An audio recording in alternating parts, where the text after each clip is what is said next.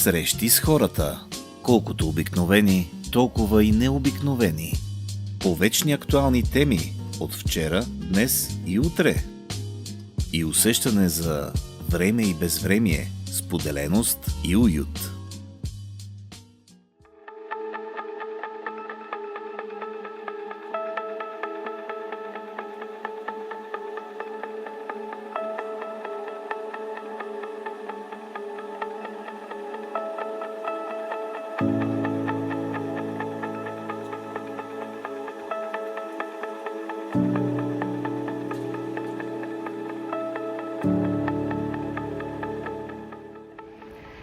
Здравейте!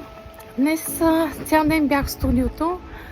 Записвахме епизоди от моя подкаст Срещи. А утре предстои да публикувам първи епизод. Той е с гост Борислав Русанов по тема за регресии. Честно казано, за мен този епизод беше истински балсам за душата, защото аз мога да слушам гласа на Борислав докато припадна. Всяка дума, която той каза, може да бъде урок. Затова предвидете си време и спокойствие и утре слушайте разговора с Борислав Русанов. До нови срещи! Искрено ваша, Стела.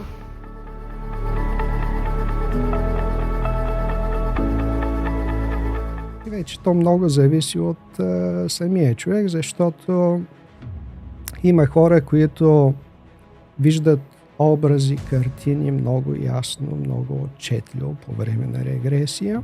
Тези преживявания, които възникват по време на регресия, те възникват до голяма степен по подобие на възникването на сънищата. Да речем, са идвали и жени, които имат проблем с забременяването, идват на регресия, виждаме откъде идва проблема, премахваме пречките, и след това жената ми пише, че вече има дете.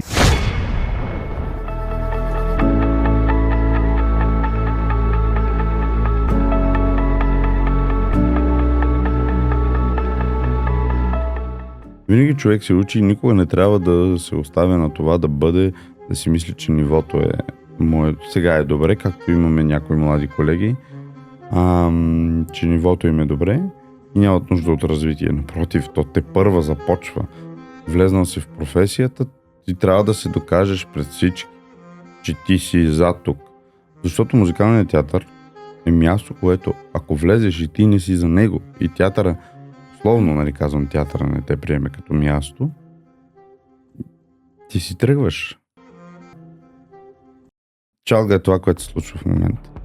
Поп-фолк е това, което е правено до 2010 година.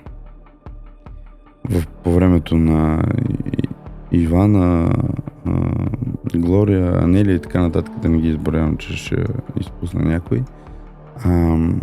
Това е музика. Правено от истински музиканти, правено от истински композитори, правено от истински поети. А не от компютри, от системи, от натискане на две копчета и текстове, които нямат нищо общо музикално.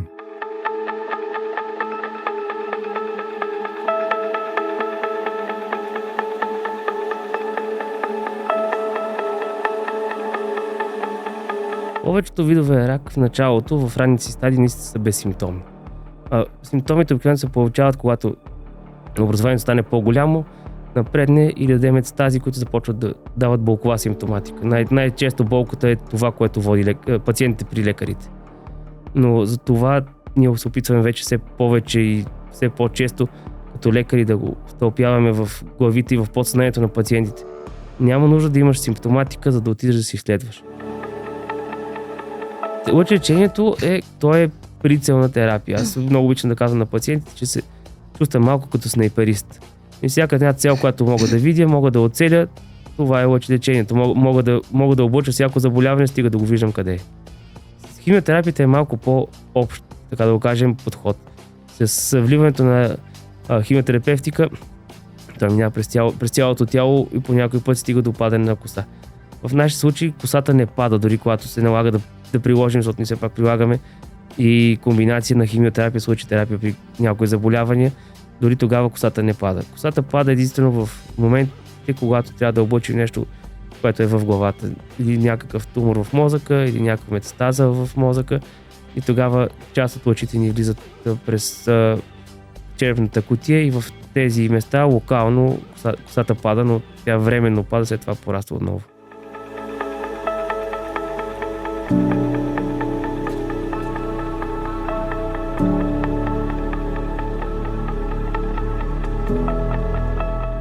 Не могат да ви спрат. 6 тона кола, 7 тона автомобили, нали, сериозни автомобили, няма как да ви спрат едни талибани. И той тогава каза, за съжаление, талибаните са завладяли американски бронирани машини. Те наистина, американците тогава, като напуснаха, оставиха абсолютно всичко.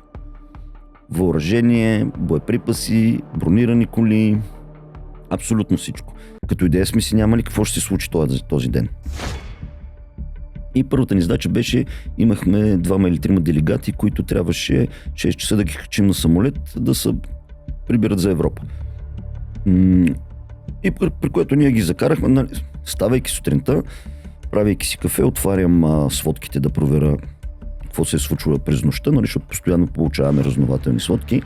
И проверявайки това нещо, виждам, че последната локация, отбелязана на идващите талибани, нали, е входа на Кабул. Вече са на самите подстъпи към града. Дойдоха някакви американци от някъде. Дойдоха и ни предложиха да се качим при тях на самолета и да излетим съответно. Но условието им беше да си оставим оръжието. Ние отказахме в първи момент, как ще си хвърля оръжието, виж какво става около нас.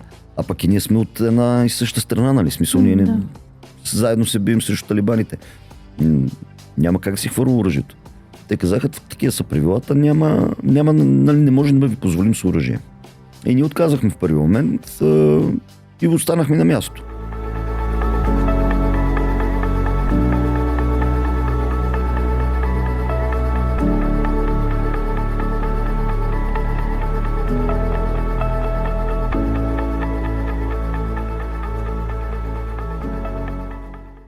Истината е, че на тази земя човек не е писано да бъде сам. Тук не става въпрос за това, нали, да има с кой да...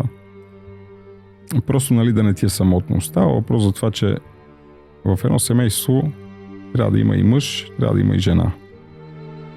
Винаги най-много ме е било страх от това да остана сам. И когато най-големият ти страх се сбъдне, вече нещата се променят доста, замисляш се за супер много работи и вече 2 години и половина по-късно смятам, че да се самонаказвам и да избера да остана сам до край не е най-правилното решение. За какво си мечтаеш? Нещо, което още не ти се е случило, пък много искаш. Много искам тати да е до мен. Такова понятие като времето лекува не съществува. Категоричен съм в това. Това, което е истината, поне в нашата ситуация, е, че в един прекрасен момент не си излекуван, ами може би точната дума е, че свикваш да живееш с фактите, които за жалост са кошмарни. Това нещо няма лек, то остава до живот и със сигурност единственото, което ни остава е да се мобилизираме и да се научим да живеем с нещата, които вече няма как да бъдат променени.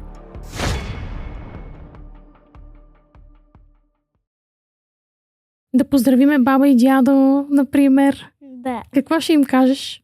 Кажи им нещо. Ще ги обичам. Мен не ми пука.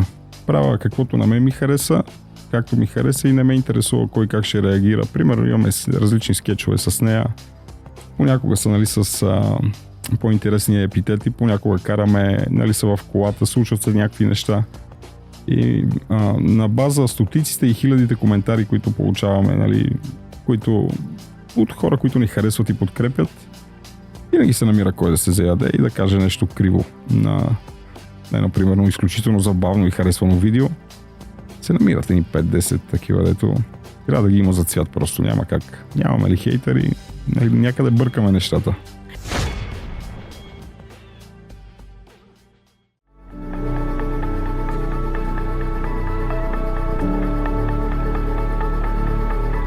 Той разбира по законите на физиката, че когато има негативна емоция, ние естествено подсъзнателно и казваме не. Ако хванем човек от улицата, ще кажеш ли да на страха? Като ти дойде, всички бягаме от тези енергии.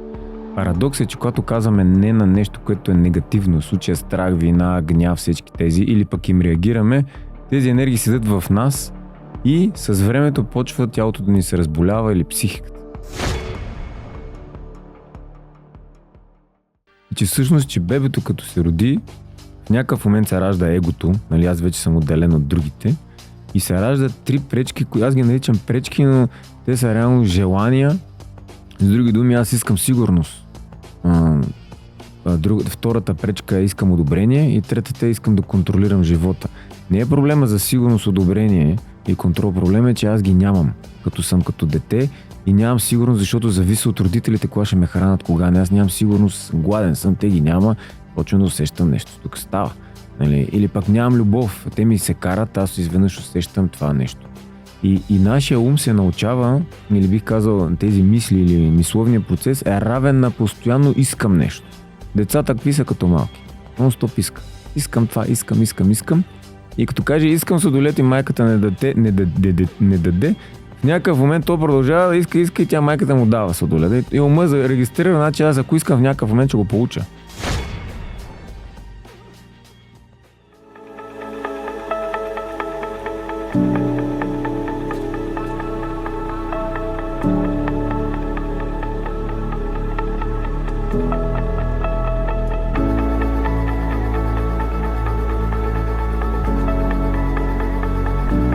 Мога да кажа, понеже аз главно се занимавам с джаз, в нашата среда, която е още по-нишава и още по-малка, има достатъчно хора, които идват на концерти.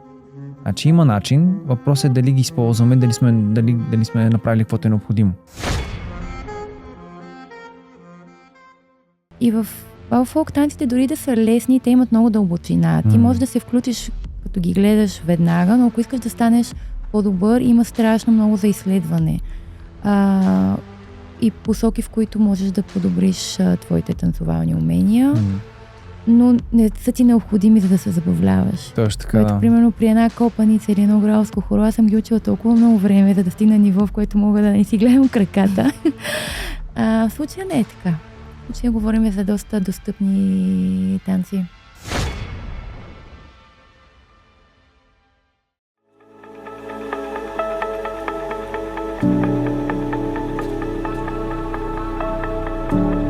Защото според нас, когато човек е информиран и знае абсолютно всичко, до най-малката подробност, се чувства много по-спокойно. А и във всеки един момент имаме асистенти на линия между 12 и 18 часа. На линията ни във Viber може да зададе своите въпроси. Винаги казвам, че няма смешни, странни и грешни въпроси, защото това, с което сме се заели, е нещо много специфично. В момента, в който откажат бъдещи срещи, тогава очакват новото си предложение. Всичко зависи от кой брой предложение ще срещнат човека, който търсят. Ако не срещнат човека от първото предложение, получават второ, трето, дори да са 30, дори да са 50, ние не се отказваме. Въпрос е хората да си позволяват да видят човека на живо. Защото от едни снимки и една визитка могат да бъдат пропуснати много детайли.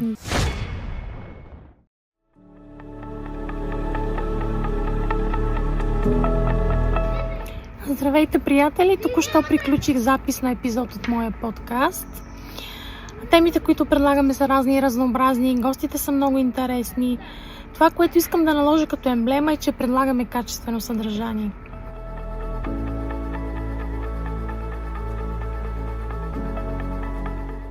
Така че очаквам ви в канала в YouTube, гледайте ни. Ако нямате време да гледате, слушайте. До нови срещи в подкаст срещи. Искрено ваша Стела.